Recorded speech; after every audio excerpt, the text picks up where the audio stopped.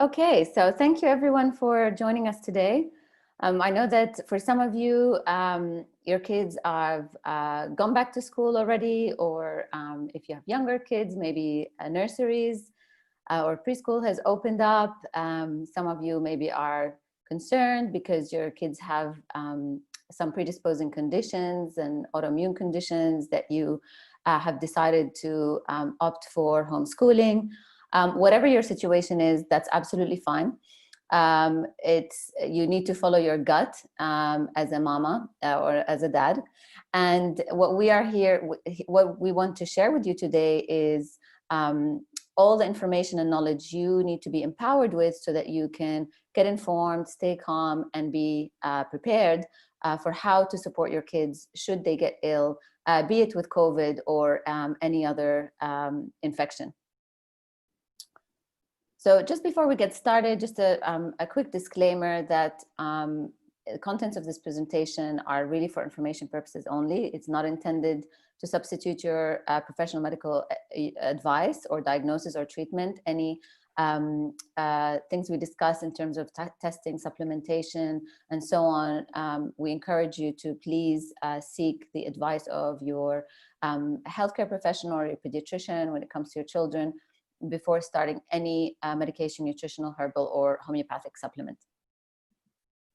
So why is this topic so important? Apart from the looming threat of COVID-19 that we have been exposed to for the past, for this past year, it is also important because the predictions are now quite scary in terms of children's long-term health. So by 2025, the expectation is that 8 out of 10 children will develop some form of chronic disease. And that is quite a staggering statistic. And the reasons behind it are driven by, overconsumption, undernutrition, exposure to environmental toxins, infections,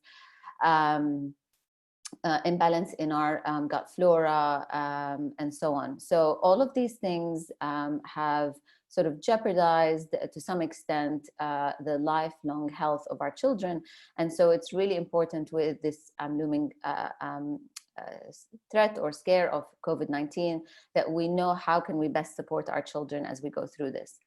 And as Dr. Elisa Song, who is a functional medicine pediatrician that practices in the States, who also is my mentor, and I encourage you to really follow her work because she provides a lot of detail for families and parents on her website, very useful tips and advice for all conditions related to pediatric health. But she, and I will have details of her website later in the presentation, but essentially, one of the key things that she talked about is that our children face not just the COVID-19 pandemic, but the ongoing epidemic of chronic childhood illness, which I just mentioned. So we need to understand how to help our children remain resilient in the face of whatever toxic hit that comes their way, with that being an infection or environmental toxin or mold or heavy metals or psychological stress, which is also a key point that we will cover today. So the key, before we used to think about strengthening the immune system, but now it's really as we've learned so much about also COVID, it's not about just strengthening, it's actually about building cellular resilience. And what does that mean?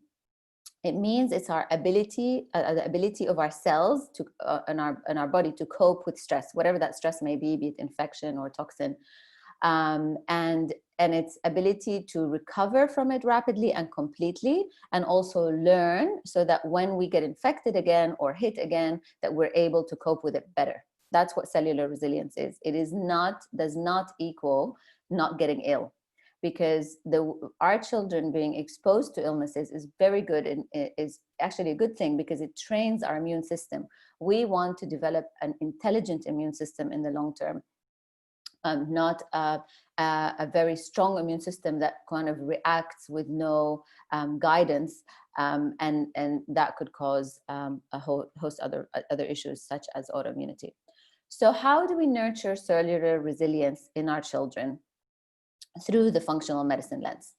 And the first thing when it comes to cellular resilience and immunity, when we think about functional medicine, is that it's about understanding the whole body, the whole story, in a holistic way, and we cover the mind, body, and spirit. So that's what functional medicine in pediatrics is all about. It's the story of your life is really the story of your health. So when we are working with parents looking after their children, we are looking at what are factors, predisposing factors that could potentially alter cellular resilience in that patient. For example, transgenerational health issues, genetic predispositions, stress or trauma during pregnancy, infection during pregnancy, mode of delivery, and so on, feeding, modality, and any allergies and so on. So all of these things we take into consideration because all of that has a significant impact on how you develop cellular resilience in the long term. So where do we begin? We begin always with the foundations. Always, always we start with nutrition and lifestyle. This is the core of, or the foundational pillars of functional medicine, because the things you do every day in terms of the food you eat, when you eat it, how much you eat, the sleep, how much you sleep, exercise that you're getting, exposure to sunlight, time in nature, breathing, meditation, mindfulness, all of these things, all of these decisions that you make on a daily basis act as biological forces in your body that either drive you towards illness or towards wellness. So that's where the foundation always starts. So if there's an imbalance there, we've got to correct that first. And that essentially feeds into the major system components within the body that are going to help promote cellular resilience. And that starts with gut health, and then immune health, cognitive, mitochondrial, and emotional health. And today we won't be able to cover all of these, but of course we're going to discuss in detail the gut, immune, and emotional health pieces that that help drive cellular resilience, and which is what we want, is ultimately optimal health. So we always start with the gut because it's really the foundation of our immune system. 70% of your immune system exists in the gut. It resides behind the gut lining. So you know those tonsils, some of you might not have them, they've been taken out, or some of your children might not have them. But the tonsils at the back of the throat, they are essentially what our GI tract is. The rest of our GI tract, which starts from the mouth to the anus, is covered with these tonsil-like patches, and they're called the gut-associated lymphoid tissue. And they are the let's say the force field that interacts with the outside world, because think of the gut as a tube that's it's a hollow tube, and anything we eat or we breathe or exposed to is still considered outside. It has to cross the gut lining before it enters the body. And so when you inhale anything or eat anything or exposed to or a virus or infection comes through, it needs to interact with those tonsil-like patches, and then they communicate with our body's immune system that resides behind them. And so when we look at autoimmune conditions or inflammation, one of the foundations is always there is a degree of gut dysbiosis or abnormal, which is basically an imbalance in the gut flora that leads to leakiness and inflammation. So leaky gut and pediatric disease almost go hand in hand. So if you look at the graphic on the right-hand side, in a normal gut function, when you have any stressors such as antibiotics, food allergens, toxins from bacteria, they're unable to really cross the epithelial cell layer of the gut because the cells are tightly connected together through these tight junctions and that are controlled by a protein called zonulin. When we have a damaged gut or imbalance in the gut flora, we end up with gaps between those cells, and as a result, those stressors that previously were impermeable through the gut lining can now cross through and cause an activation of the immune system, leading to inflammation, food sensitivities, malabsorption, nutrient deficiency, and so on. So most, if not all, chronic pediatric illnesses have a leaky gut as one of their underlying factors. So we often, when we're looking at food allergies, autoimmune diseases, celiac, IBS, any of those, any pediatric condition, we always start by exploring the gut. And even with COVID-19, there was a recent paper that was published, I believe last week, and the title of that paper was, "Does gut dysbiosis contribute to the inflammatory response of COVID-19?"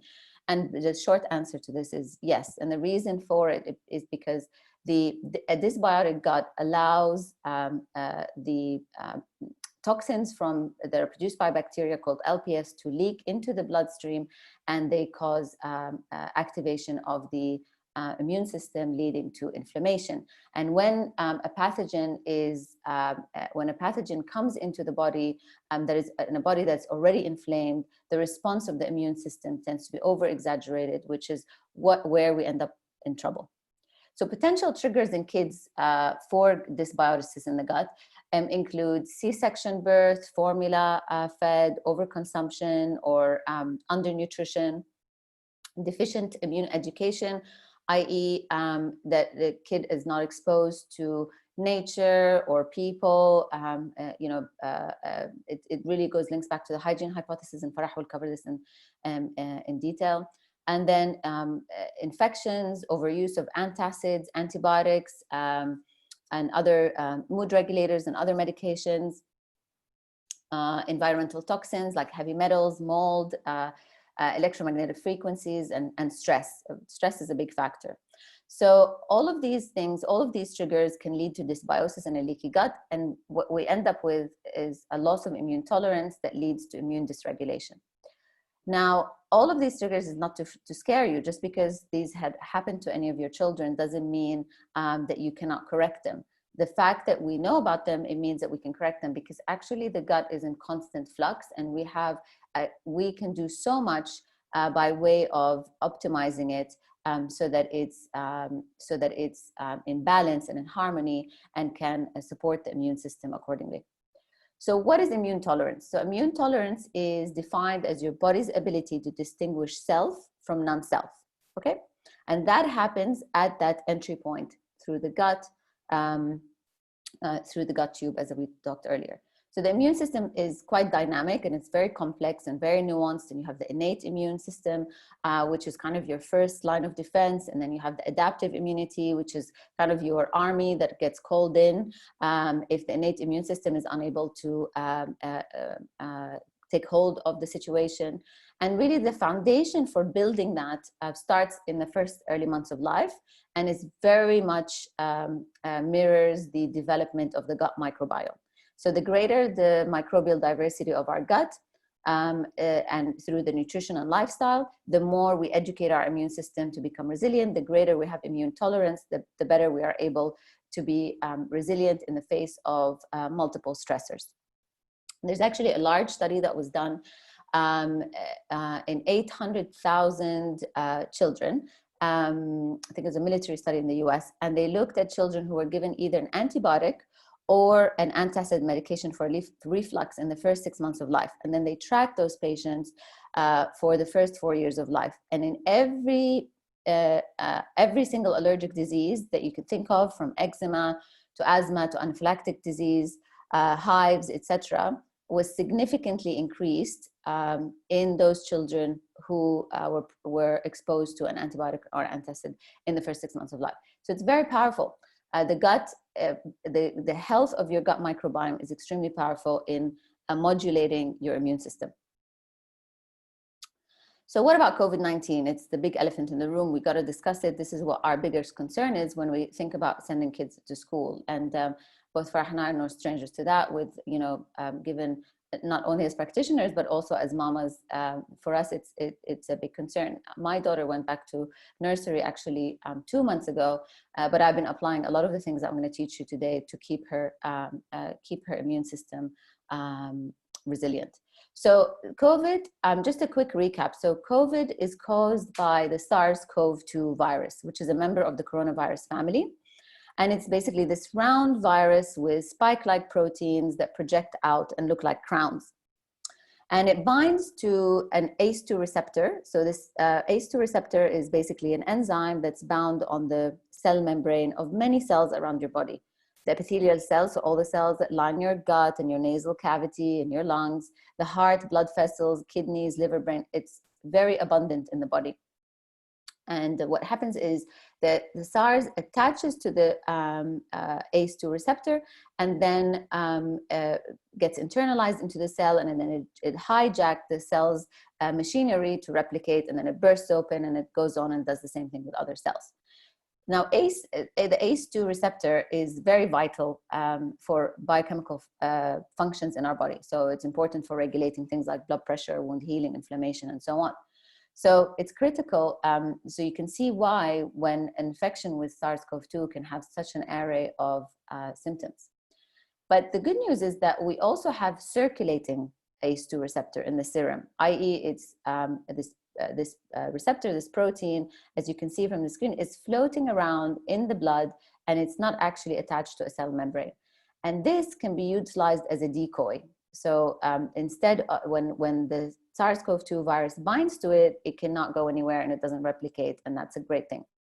Now, kids and women actually seem to have a higher circulating level of ACE2 receptors, and which can explain the lower infectivity rate, but also better prognosis that we see in kids and women that are infected with the virus or who develop COVID-19. So how do we increase serum ACE2 in the body? We increase it through aerobic exercise, so 20 minutes per day, ensuring that we have good optimal restorative sleep, that we have adequate vitamin D, A levels in our body, intake of curcumin because it's actually an immune modulator, and spending time in nature. And Farah is going to talk in more detail about those elements in her talk.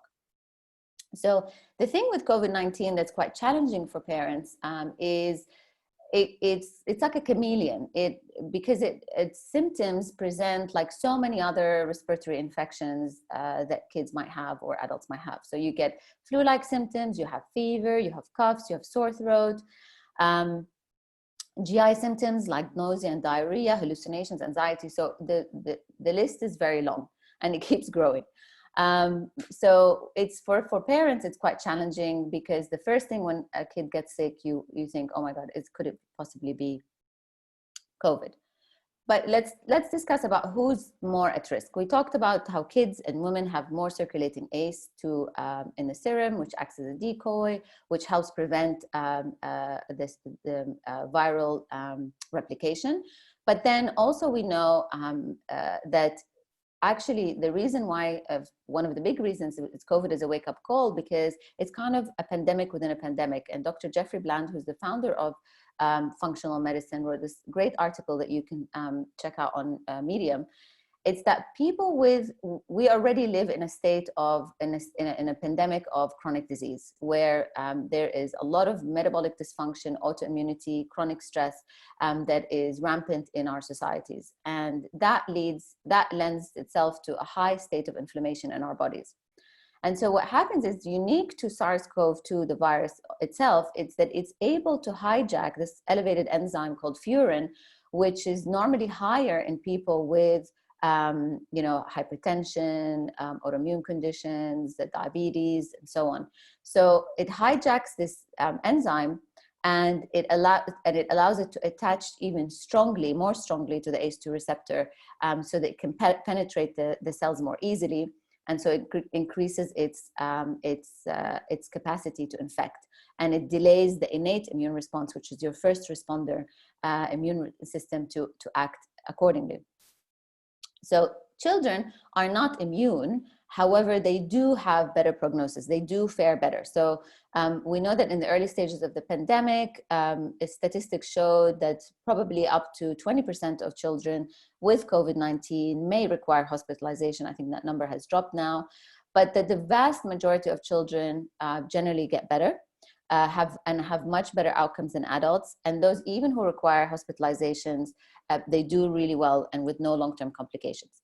The only main concern when it comes to children is this multi-system inflammatory syndrome in children, MISC, that we're seeing as a basically a complication of the infection with SARS-CoV-2, and it's really defined as a fever of more than 38 degrees Celsius, continuous for over 24 hours, with the involvement of two systems in terms of symptomology, i.e. there are nausea, vomiting, hallucinations, plus a cough, and so on. So we want more than one system in the body involved, plus this fever. And when that occurs, your index of suspicion should go up, and you definitely want to call your doctor or visit the A&E. But nonetheless, this MISC remains quite rare. But as our kids go back to school, we will see how that pans out. But what we know for sure is that low vitamin D, high cortisol due to psychological stress, and high oxidative stress in the body worsens outcomes. So knowing all of this, what can we do to protect our children? How do we build their cellular resilience?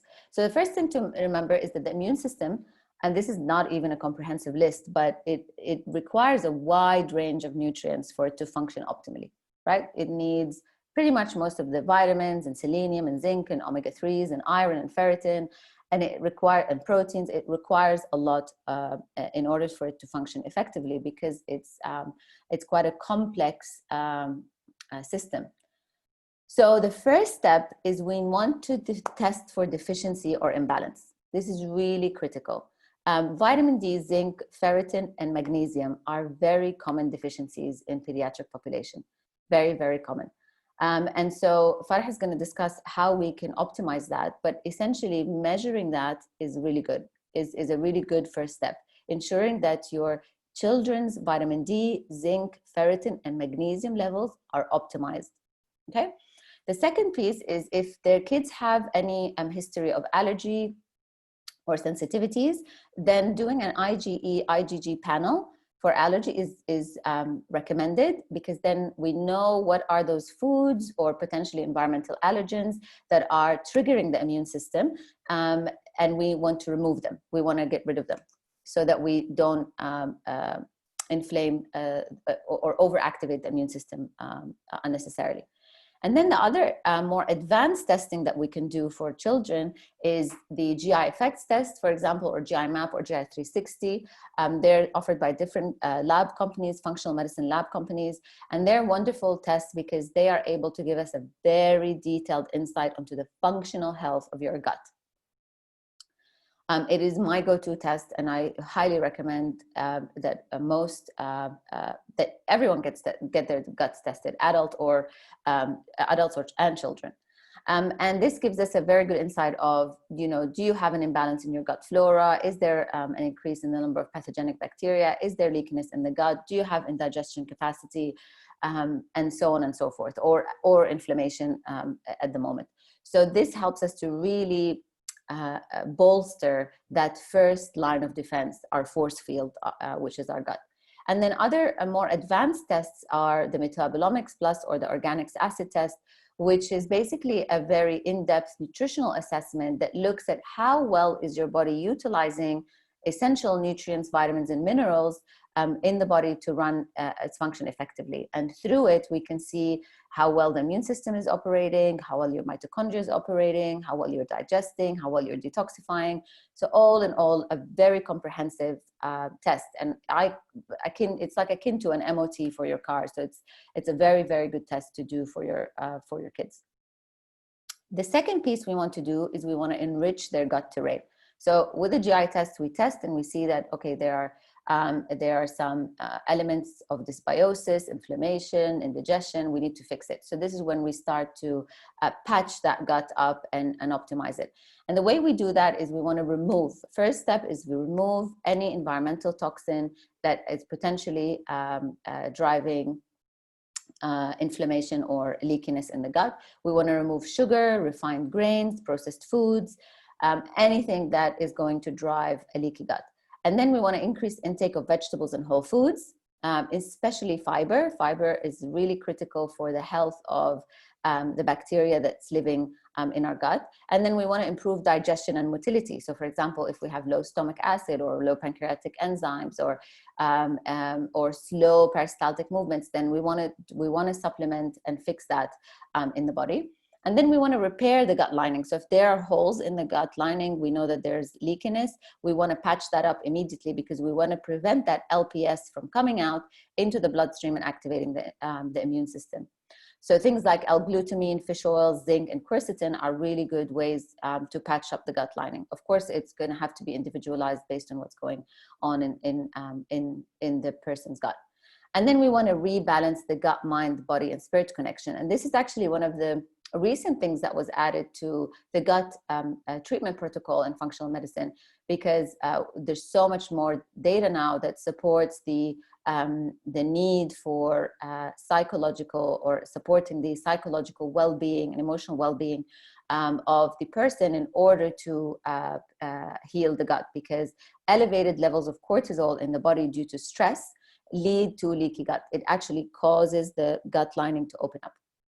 There's a reason for it, but of course, when it's for a prolonged period of time, then we have a problem because of inflammation that it leads to. So things like regular exercise, adequate sleep, breathing, mindfulness, time in nature, all of these are very effective in rebalancing the gut, mind, body, spirit connection. Then we want to detoxify the environment, okay? It always starts, again, food first, food first. So we want to ensure that our kids are having organic whole foods. We're avoiding any processed inflammatory foods, sugar, and so on. And Farah is going to talk about this in more detail. We want to talk about sleep hygiene. It's really important. I know that maybe not so much in the younger population, but maybe in the early teens or the teens, it's been a challenge because their routine is out of balance. They're also feeling very isolated. They're no longer with their friends. They're emotionally not in a great space. They're staying up late. Their circadian rhythm is disrupted. That has a very negative impact on their immune and cellular resilience. So we want to optimize sleep. We want to go to sleep roughly a regular time every night. We want to aim to have 7 to 8 hours of sleep. We want to ensure that we're sleeping in a dark, cool room. We want to ensure that we're avoiding blue light exposure and screens at least an hour before bed so that we can get the nice production of melatonin. And then there are things that can help us actually sleep if we're still feeling anxious. Things like phosphatidylserine, inositol, melatonin, and of course, magnesium salt baths are really wonderful for relaxation and helping you sleep. Other things that we need to make sure that we remove from our environment are plastics. We want to cut any plastics, clean up your kitchens. Please ensure that you're not using any plastics because PCBs are also known to drive inflammation, but also promote intestinal permeability or leaky gut. We want to optimize our water quality, that we're using reverse osmosis filters, either installed in the house or countertop ones. We want to optimize our air quality, ensure that all the chemicals that are basically off-gassing from our furniture, from our curtains, from the paint in our wall we're not just inhaling it. So we want to have a good filter, open up the windows. You can also buy air purifying plants. It's a really easy way to ensure that we are always breathing clean air. And we want to reduce the exposure of electromagnetic frequency. So put your phones to bed. Just when you go to bed, put your phone to bed, put it airplane mode outside of your room, turn off the Wi-Fi routers at night. The less EMFs you have, the less oxidative stress you have in the body, and the more balanced your immune system is. And then we want to ensure that we're using toxic-free cleaning products. Again, because we don't want to cause inflammation or overburden our detoxification capacity, because that's also very critical in fighting infections. And, for any creams, shampoos, makeup, we want to make sure that it's toxic free. And then you can go actually to the website called the Environmental Working Group, ewg.org, I believe, and you can get a list of all of these clean products, clean foods, etc., that you can substitute to. And then the fourth element is building immune resilience. And I've taken this from Dr. Karzan, and I've included the link to his free, it's not free actually, I think it's $100, his program about immune tolerance. But it's a really wonderful program if you want to do it, self-paced learning, and it's open for anyone. But he's an expert, he's a functional medicine physician, and he's an immunologist and a researcher, and immunity is his passion. And he's come up with this program called the 3Ds. And it's really starts immune resilience. It starts with diversifying your diet in order to diversify your microbiome. The more diverse your microbiome is, the better your immune system is, the better your resilience. The second piece is we want to optimize our ability to distinguish self from non-self, okay? And the way we do that is we optimize the function of one of the most important cells in the immune system called the T-reg cells, the T regulatory cells. And the way we can optimize those functions are easy things that we can do: exposure to sunlight, being outside in nature, and doing short HIIT exercises. Even just a 7-minute HIIT session every day is going to upregulate and optimize the function of your Treg cells. And then the last bit is, the last D is the downregulate. And what by downregulating means, you might think, oh, this is counterproductive because we want to have an active immune system. No, the point is we don't want to have an overactive immune system. What we want is we want an intelligent immune system. It knows when to mount a response and then when to counterbalance that response and calm down the inflammation. And the way we downregulate that is by increasing the secretory IgA, which is our first line of defense in terms of the immune cells themselves. So think of the secretory IgA as your bodyguards. And the secretory IgA, you can measure it through saliva or through stool, and it basically lines your primary entry point. And the secretory IgA it's quite, I really love it because it's a really good way to see if your immune system is, if there's an active infection that the body is fighting. It's impacted by your diet, and it's also impacted very much by your psychoneurological responses. So they did this study where they exposed patients to either horrific situations, movies that they watched that involved murder or rape or so on. And then in another group, they showed them acts of kindness. And they measured their secretory IgA before and after. And patients who had who were exposed to the acts of love and kindness had an increase in their secretory IgA. And those who were exposed to those traumatic stimulus, their secretory IgA was downregulated. And that's a problem. Why? Because what secretory IgA does is it's basically when there's an infection that comes your way, whether it's a toxin or a pathogen, it kind of wraps it up and hides it from the immune system. It tries to get rid of it so that it doesn't overactivate the immune system, right? So it acts as a first line of defense to kind of keep the immune system at bay and say, you know, we've got this under control. So the more secretory IgA you have, the better, because it keeps the immune system at bay. So what is our, from functional medicine, when it comes to our immunity toolbox, this is what I use. And we really split it, whether we're talking about COVID or not, but we really split it into prevention, infection management, like early signs of infection, then escalating inflammation, then recovery. And Farah is going to go into detail about the specifics into each of those vitamins, minerals, and so on.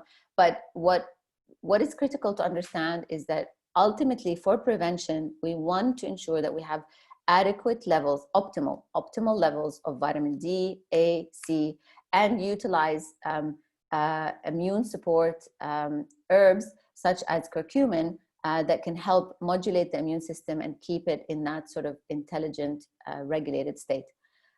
Then we have, at early signs of infection, we want to prevent viral replication, right? We want to prevent its attachment, and we want to prevent its replication. So the way we do that is through the addition of zinc, quercetin, fish oils, probiotics, magnesium.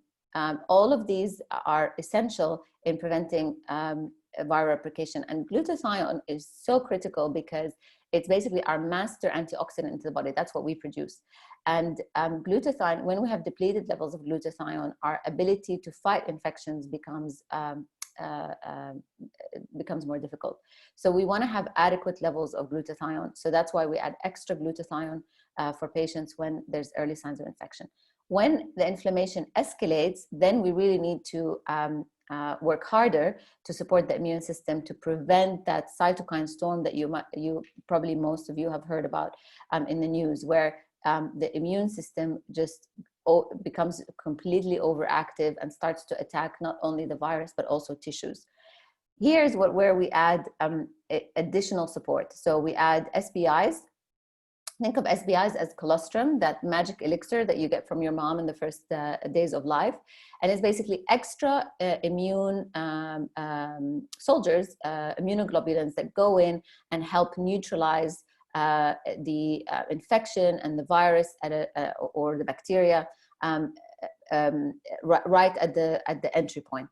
Okay, so it's extra support that we provide the immune system. Then we use special pro-resolving mediators, SPMs, and these are essentially, they act at the initial stage of the inflammatory cascade by, they stop it essentially. They down-regulate inflammation right at the beginning. And then melatonin is also very powerful antioxidant. It's also very helpful in promoting sleep, which we need in order to restore and repair. And it also is very effective in neurological symptoms associated with COVID-19, like hallucinations and anxiety. And then breathing exercise is really important, that when we have trouble with breathing, especially with children, we lie them on their tummy and we help them breathe so that we can get as much of the mucus out as possible and reduce the tension on the lungs. And then when it comes to recovery, then we want to continue with the SPM to prevent any kind of residual overactivation of the immune system. We want to add CoQ10, which is to support the mitochondria, which is critical in providing energy and support for the body. And then we will continue with the vitamin D, we'll continue with the SBI and the glutathione, and of course, important, resting, sleeping, and a whole food diet. So a really quick note here on fever.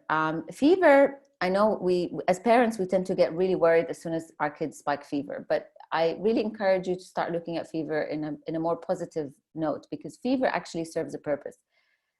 It's how our body fights infection. So if you have fever, that's the job of your immune system. That's what it's doing. It's sort of this acute inflammation that it sets off in order to call on the troops, activate the immune cells, and also create an environment that's not an environment that's not conducive for the virus or the pathogen. So you want to look at your child, not just the thermometer. So fever is when you have a temperature of over 38 degrees Celsius, and it really helps your immune system fight the infection, but it doesn't mean that the height of the fever does not always equal the severity of the illness. That's why I always say, look at your child.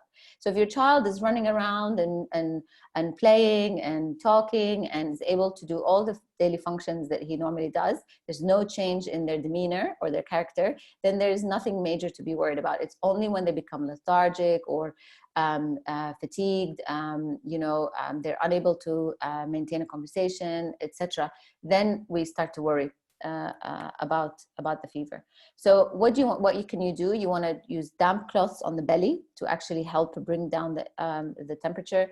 Rest and sleep. Let your kids sleep. The more they sleep, the better their capacity to actually heal. Avoid sugar, dairy, and processed sugar at all costs. Okay, because all of these are going to promote the inflammation and really dysregulate the immune system and take away from its activity towards the virus or the infection. Keep them hydrated. Things like bone broth and coconut water are really great. And then minimize paracetamol and instead use ibuprofen, because the problem is that every time you try to knock down the fever, because you're worried, actually studies have shown that it's counterproductive, because the infection lasts longer, viral shedding is greater, and the recovery is poorer. So you want to be able to keep an eye on the fever, but not over medicate. And also with paracetamol, paracetamol actually depletes your levels of glutathione. So low levels of glutathione means you have less antioxidant capacity in the body to fight the infection, and that's not good. So we want to be mindful of that. And then when it comes to COVID, a word of caution, please do not use dexamethasone-based syrups or paracetamol if there is suspected COVID infection or confirmed cases of COVID. Both of these worsen the prognosis of the disease, or worsen the symptoms. Dexamethasone promotes viral replication, so it actually acts in favor of the coronavirus, and paracetamol depletes glutathione, as I mentioned, which allows for more damage by the inflammatory cascade. And these are the red flags I want you to watch out for. So call your doctor or head to the A&E if their child has difficulty breathing. So if their oxygen saturation is below 93%. So I really encourage buying a pulse oximeter. You can buy these off Amazon, they're really cheap. And it measures your oxygen saturation and heart rate. If it drops below 93%, that's your cue. Respiratory rate below more than 40 breaths per minute, because they have difficulty breathing, wheezing, flaring nostrils, grunting, dehydration, and any change in mental status. Finally, the final thing I wanted to talk about is optimizing the vagus nerve, because it really is the key to healing. It governs our parasympathetic nervous system, which guides the rest, digest, and restoration in our body. Without the vagus nerve, without a good and optimal functioning vagus nerve, we cannot heal effectively. So when you have signs of dysfunction, you have basically what we call the sympathetic overdrive. And that's when you have dilated pupils, elevated heart rate, blood pressure, tremors, constipation, so on. And what that really means is you have cellular stress that's exceeding your capacity to repair. Okay? So I'm just conscious of time, so I'm not going to cover this in detail, but and I don't want to scare you with the slide. But what I wanted to highlight is that the way we heal is through what we call the cell danger response, and this is a natural process that our mitochondria uses to fight any infections or toxins that come our way. What happens in chronic disease or chronic inflammation is the cells get caught in that cycle and they're unable to get out of it. Okay, so this cycle is made of 3 phases, and the last phase, which is most critical, is when the cell that was being fixed needs to be reconnected to the rest of the body through the vagus nerve. And when you have a dysfunction in your vagus nerve, either those cells cannot reconnect, and so they stay in that healing cycle, and then you perpetuate chronic disease. So how do we measure emotional resilience? The health of your vagus nerve is through heart rate variability. You can do that through actual machines that measure it, or the Oura Ring. But one really good way you can do it is to look at your respiratory looking at respiratory sinus arrhythmia, which is a normal thing that we all have. It's a good thing. And what it is essentially you add it. So if you put your hands on your vein, on your jugular, and you can feel your heartbeat. When you breathe in, your heart rate increases and your heartbeat increases, and then when you breathe out, it slows down. Okay, so there's a variation between the beats when you breathe in and you breathe out. That's respiratory sinus arrhythmia. If there is less than 10 beats per minute variation between inhalation and exhalation, that is a sign that there's vagus nerve dysfunction. And that is a concern because, as I mentioned, you get stuck in that cycle and you're unable to heal effectively. Another very good way to do it is by assessing the pharyngeal ventral branch function. And the way you do it is you look at the uvula that hangs from the top of your throat, the back of your throat. And if that uvula is not falling straight, it's slightly tilted, that's also a sign of vagus nerve dysfunction, i.e. you spend a lot of time in the fight or flight response. So the way you enhance your emotional resilience, you can do with your kids, younger kids. It's actually really fun. There's a video by Elmo that teaches belly breathing. There's a great breathing and meditation app called Stop, Breathe, and Think Kids. And it has all these little missions with animals that you can do with your kids before going to bed. And I really highly encourage it. There's also Heart Math, which is super well studied. And you can use that. You can buy the earpiece, and it's basically passive vagus nerve stimulation. You attach it to the Inner Balance app, and then you breathe along with the app, and that brings you back into coherence, which is the parasympathetic nervous system, the vagus nerve. And then there's obviously cognitive behavioral therapy books, which are wonderful, and I highly encourage them with kind of older kids by a child psychologist, Dawn Hobner, which is a dear friend of Dr. Song's, and I have a few of those books, although my daughter is a bit too young for it, but it actually helps me as well. And then nurture gratitude, love, and kindness. So this is really important to work on it now. Don't wait to work on heart rate variability or vagus nerve function or gratitude later, because you need to train that muscle. Okay, so either doing a gratitude jar as a family, where every day you write 3 things and you put it in a jar, and then when it's full you can sit together as a family and review it, or you can use these wonderful mantras that were done in a study that looked at college students, and they did this loving kindness meditation where they, for 6 weeks, they repeated those 4 sentences: may you feel safe, may you feel happy, may you feel healthy, and may you live with ease. And those sentences at the end of that study, they showed that they were expressing love and gratitude out towards the world, increased their heart rate variability, and also give them a greater sense of connectedness and resilience. So really, you cannot come up with a drug or a herb fast enough to deal with all the mutating strains of the bacteria and the virus. It's not possible. So your own health and your own immune system really is the best medicine. Even if we come up with a vaccine for COVID, it really depends on how well your immune system functions for that vaccine to actually be effective. So my message to you is, visit Dr. Song's website. She's got lots of valuable information for you there. You can, of course, reach out to me and Farah for any questions. Here's also the link to Dr. Karazan's 3D immune tolerance program. And remember that fear is the #1 enemy, because it disrupts your vagus nerve function, it elevates your cortisol, it drives gut dysbiosis, it drives, it downregulates the immune system. So we really want to be informed, be calm, be prepared. And I truly, wholeheartedly believe that functional medicine approach is the best path, because even when my daughter was sick, just literally 3 weeks ago, I did all the things that I talked to you about today. And although I didn't test her for COVID, she did pretty much have a lot of the symptoms. She recovered within 24 hours and was back at nursery, happy as Larry. So just please get informed, stay calm, be prepared, and I wish you and your kids all the best. Thank you.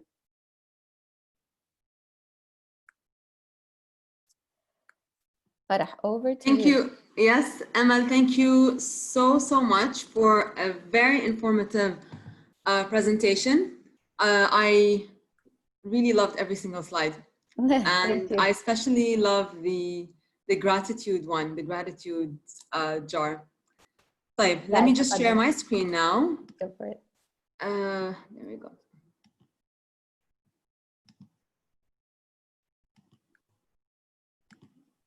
Okay. So my talk really follows on to what Amal has been saying. Okay, so I'm going to dig in a little bit deeper into the nutrition part. As what Amal was saying is the resilience part. So it's so important that our kids are functioning at an optimal level. Their immune system is really strong, because they are constantly being bombarded with so much going around, viruses, bacteria. We all are. Okay, so what's important is the fact that our body is capable of fighting those off.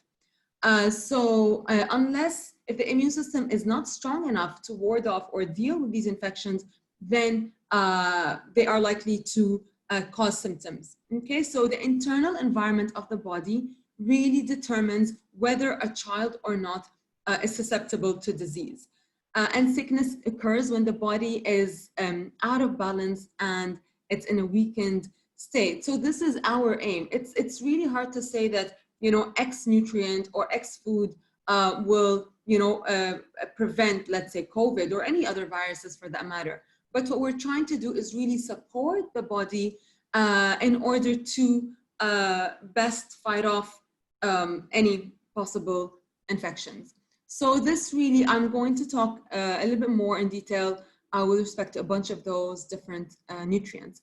So starting off with vitamin A, vitamin A acts as an antioxidant in the body. Our kid cells are always being exposed to oxidative stress. Okay, so any oxidative stress, or let's say potential damage that can affect our cells, really has to be controlled. And what can help control oxidative stress and the production of free radicals? It's antioxidants. So one of them is vitamin A. It also helps support the immune system, and low levels have been shown to increase the risk of infections. Vitamin A can also help speed up recovery. So we can find vitamin A in a bunch of foods. So whether it's animal-based foods or plant-based foods. So animal-based foods like fish, eggs, liver is an excellent source of vitamin A. And then we can find beta carotene, which in the body is converted to vitamin A to a certain extent. Beta carotene can be converted into vitamin A in the body, but it also acts as an antioxidant and has lots of other health benefits. So beta carotene is found in any yellow, orange, red, and green fruit and vegetables. So think your bell peppers, your carrots, your pumpkins, your spinach. These are all super awesome sources of vitamin A. Vitamin C, of course, we've long known that vitamin C is great for the immune system. It's a great antioxidant. It can help heal and restore the body. And it's extremely important to the function of certain white blood cells or leukocytes, which help fight off infections. And actually, there's a lot of controversy with respect to large doses of vitamin C that have been used in China and the US amongst individuals, adults usually, who have COVID. So as a method of treatment. So it is controversial, but actually there are some studies that are currently being conducted to see how effective large dose IV vitamin C is in terms of addressing COVID infections, particularly in individuals who are suffering from pneumonia or are in the ICU. So vitamin C is definitely something to look out for.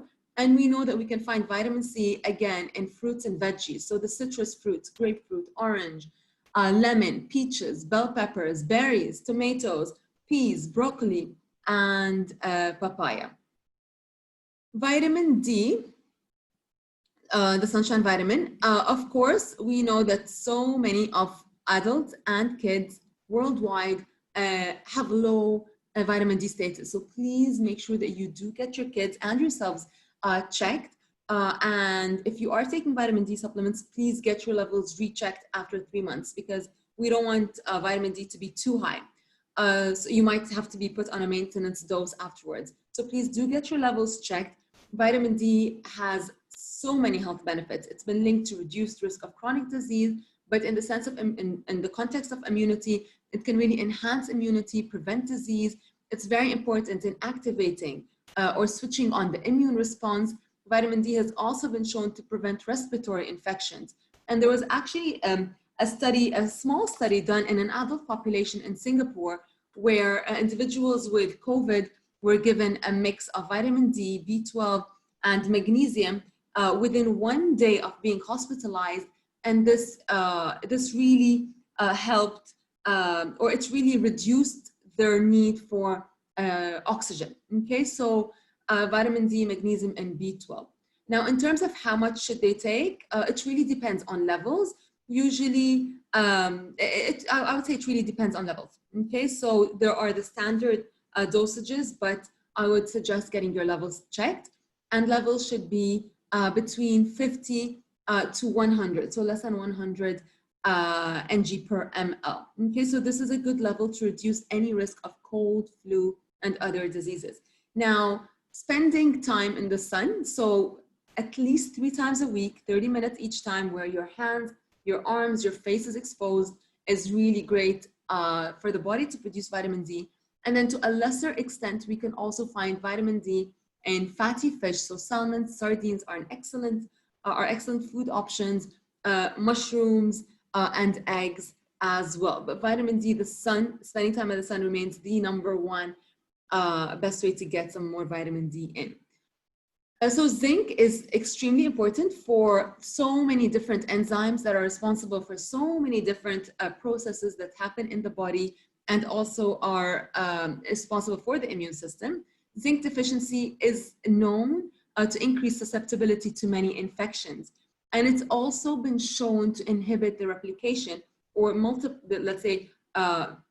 let's say multiplying. So cells or the virus multiplying in the body for SARS-CoV, and the fact that, you know, what we're dealing with now is very similar to the SARS-CoV, then it's believed, you know, that since it acts in a similar way, then zinc shows promise also in helping against, you know, the replication of COVID-19 or the virus that causes COVID-19.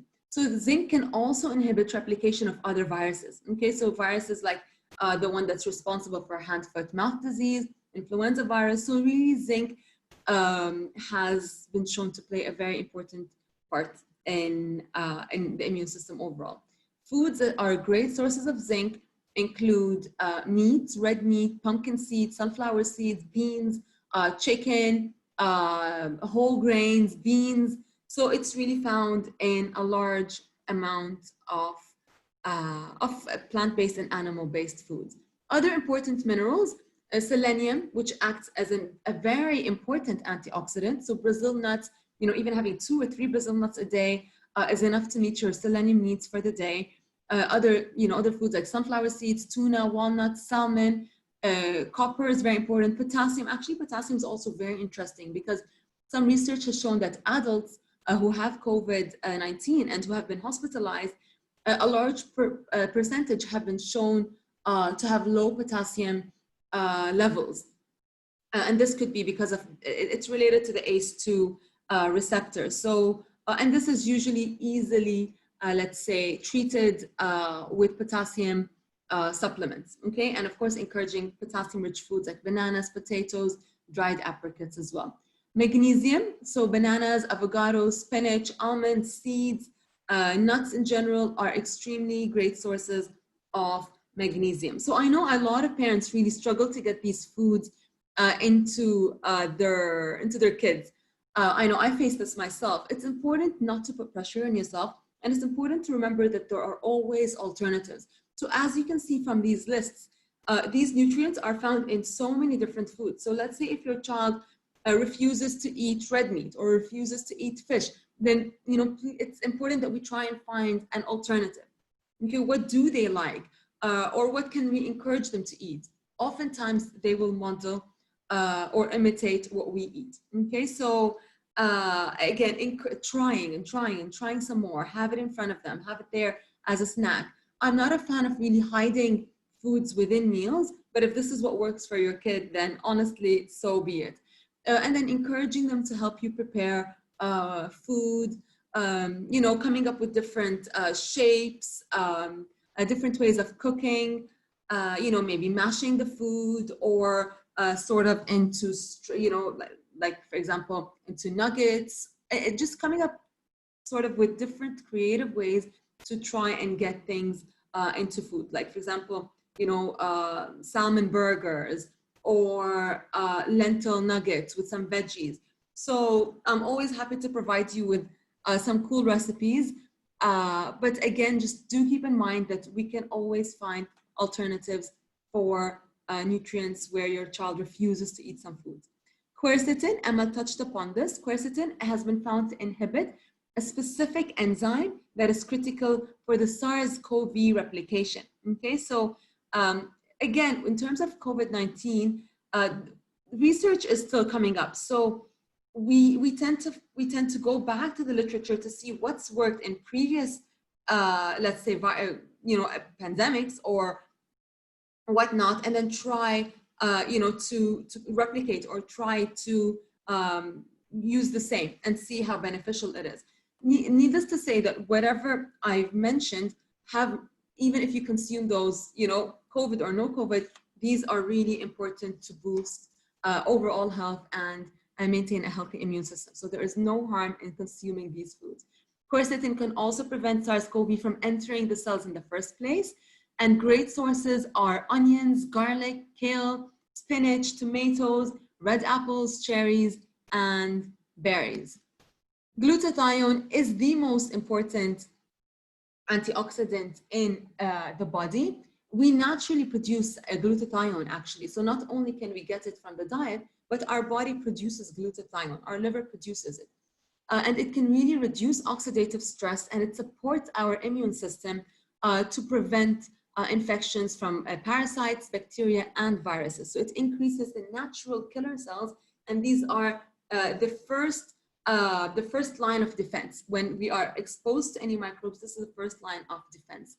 So a depletion of glutathione can really make symptoms worse, and it can make, in general, the severity of any condition worse off, and it can prolong the condition. So great sources of glutathione are any cruciferous vegetables. So things like broccoli, cauliflower, cabbage, bok choy, Brussels sprouts. So, you know, even let's say if your child refuses to eat broccoli, you can always, if you want to make it into a salad, let's say, you can blend it or process it or chop it in a very, very small or fine way, such that, you know, the taste is not very strong. The same with cabbage. So it's kind of like a very processed or, you know, kind of like burghul, tabbouleh like way. And then you can always, you know, put it into, let's say, some homemade chicken nuggets or vegetarian-based nuggets.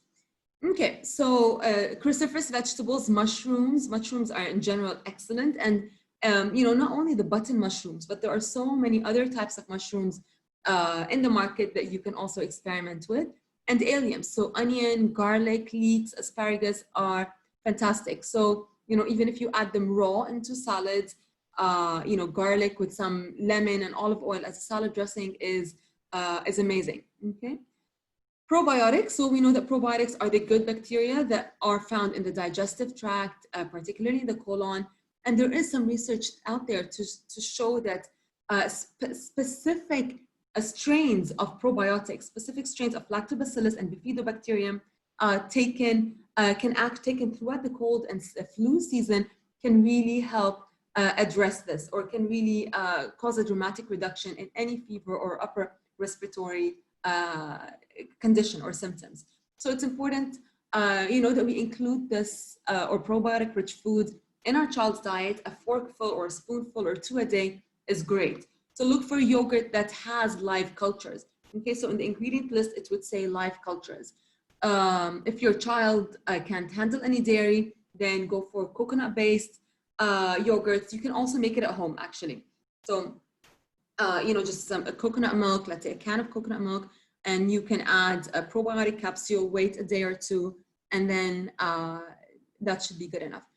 And any fermented vegetable, okay, so cabbage, pickles, as long as it's made with salt and water only, then it's great. Probiotic supplements are also good. You can add these to foods. You know, children, you can give it to infants as long as it's specifically for infants, and for kids. Okay, so anywhere from 20 to 50 billion. I tend to start at a lower dose and then gradually increase it. Omega-3 fatty acids. Omega-3s can really boost the immune system or support the immune system, prevent infections, and not only that, but of course promote growth, brain development, attention, focus, mood, and it can also help reduce any respiratory infections. So awesome sources of omega-3s are particularly fatty fish like the sardines, salmon, and anchovies. And to a certain extent, also plant-based foods like flax seeds, walnuts, flaxseed oil. They contain a certain type of omega-3, which is ALA. Now, this is converted into the body to the let's say more active or more bioavailable source of omega-3, but this conversion is not so efficient. So this is why we tend to, or we recommend that individuals, kids, adults consume fatty fish, okay, as opposed to plant-based sources of omega-3s. So other immune supporters that can also be added to your child's diet, honey, okay, you can mix it with water or a tablespoon mixed with some turmeric is excellent. Choosing raw whenever possible. Honey has excellent antimicrobial properties. It can help relieve any inflammation in the mucous membranes. It can ease sore throats and coughs. Garlic also, boosts the immune system. Try and consume it raw as much as possible. When you crush it into a salad, dressings, yogurt. An excellent remedy is mixing raw garlic with apple cider vinegar and raw honey. So this is, for adults, but maybe for kids if they're able to take that. And coconut oil too. Okay, so it's an excellent antimicrobial and it has strong antioxidant properties. Coconut oil has lauric acid, which is converted to monolaurin in the body and is believed to really help the immune system. Bone broth, Amal touched upon this. Bone broth, you can easily make it at home. There are some companies as well, like the Broth Lab, that specialize in bone broth. As long as you cook, let's say, organic bones, chicken, fish, beef, best to have them organic. And then let's say with a bunch of herbs, with a bunch of vegetables, organic vegetables, and leave it on for at least 24 hours. We need that collagen, those amino acids to really seep in from the bones. So it's been shown to improve gut health, strengthen the immune system, reduce inflammation, and thin any nasal secretion. So you can give your child bone broth as a standalone, or you can cook your rice with it, your soups, and any stews or casseroles using bone broth as a base. Sugar, the immunity destroyer. Sugar lowers a child or any human's resistance to infections.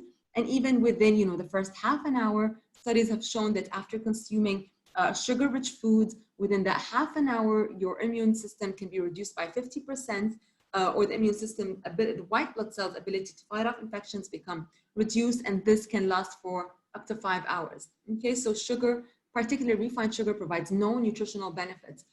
I've got a couple of slides just for you to get a better idea of how much sugar is in our beverages and our food. So all those spoons represent teaspoons. So chocolate milk, that's an equivalent of 3 teaspoons of sugar. Orange juice, look at orange juice. We think that sometimes we're giving, that's a cup and a half. We think that we're giving our kids, something healthy. Not necessarily. I really suggest you drop any fruit juice. Coconut water, it is a better option, but remember, it does still have sugar. So all of this contributes to how much sugar our kids are having every day. Ketchup, flavored yogurt, jam. Okay, so granola, store-bought granola. Ketchup, if you have the equivalent of 1 tablespoon of ketchup, that's equivalent to 1 teaspoon of sugar. The good thing is that all of these you can actually make at home. So flavored yogurt, you can switch it for Greek yogurt or regular yogurt with added live cultures. And you can add some, just ground nuts, fruits, berries, ice cream. You can always freeze ripe bananas, add in some organic cocoa powder, and there you have it, some really good chocolate banana and ice cream. Jam, you can make it with local, fresh, ripe fruits, and just with some chia, cook them together, and that's fine. It works really well as a jam alternative. Jams are really high in sugar. And then gummy bears. You can make your own gummy bears. Just make any smoothie, okay? Or even an anti-inflammatory gummy bear, let's say with honey, with turmeric, with ginger. And then you can use gelatin. So I use this particular brand, the Vital Proteins gelatin. It's so easy to make. You mix them together. I can always provide you with a recipe for that. And they taste really good. Okay, so they're nutritious. They don't contain any of the junk that store-bought candies or gummy bears have.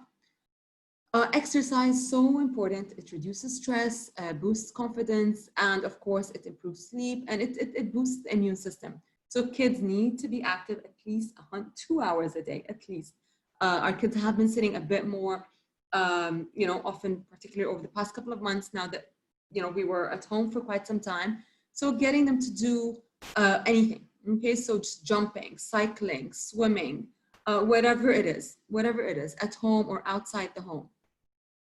And exposing them to dirt. So again, if you're able to take them to a nearby park or by the beach, have them play with the sand, with the mud.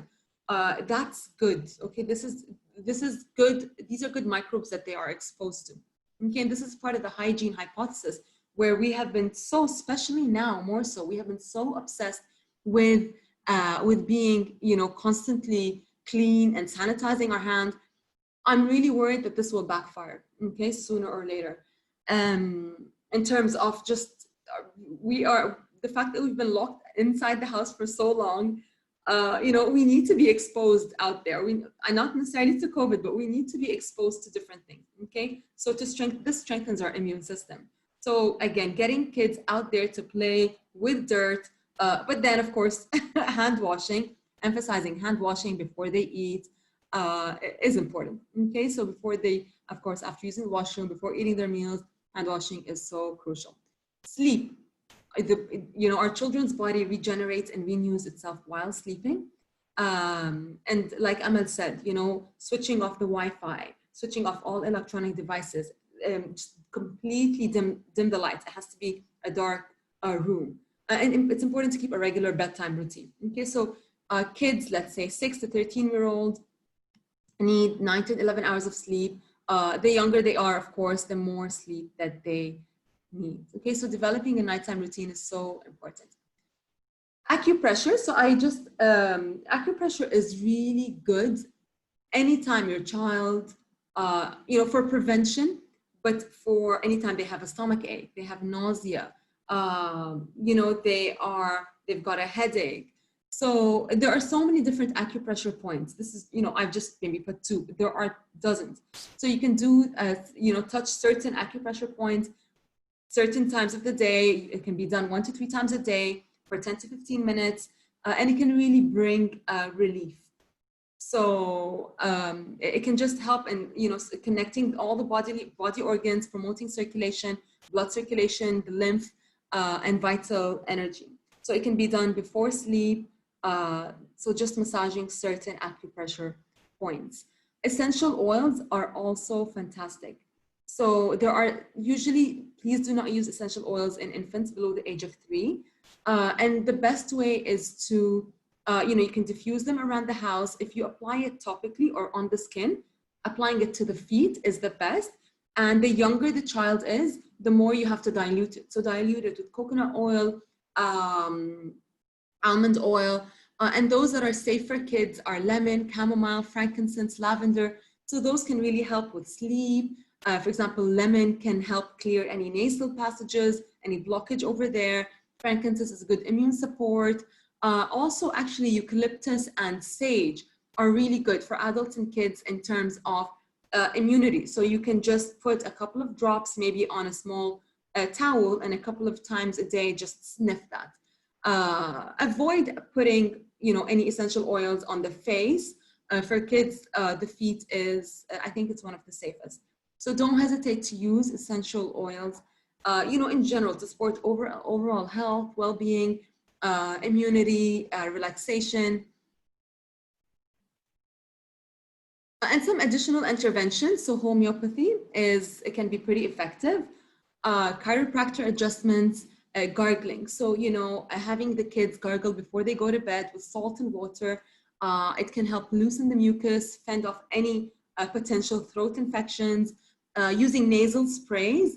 So nasal sprays, let's say with xylitol, with propolis, those are great, okay? So using a neti potty, using humidifiers or just a steam bath.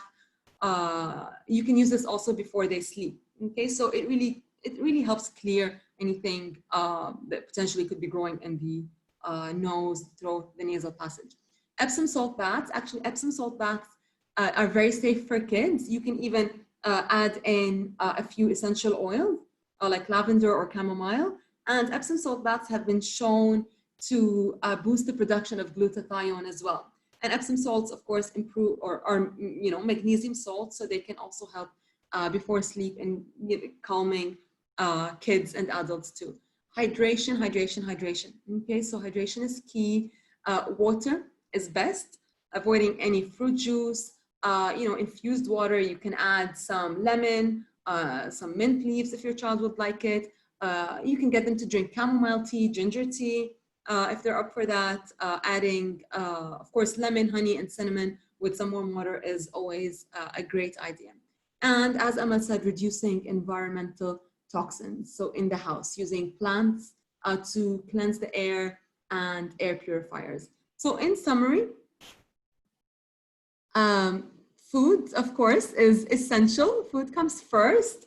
You know, a balanced, varied diet is really the way to go to support the immune system. Whole foods help feed the cells, cleanse the body, supports the immune system. Gut health is crucial.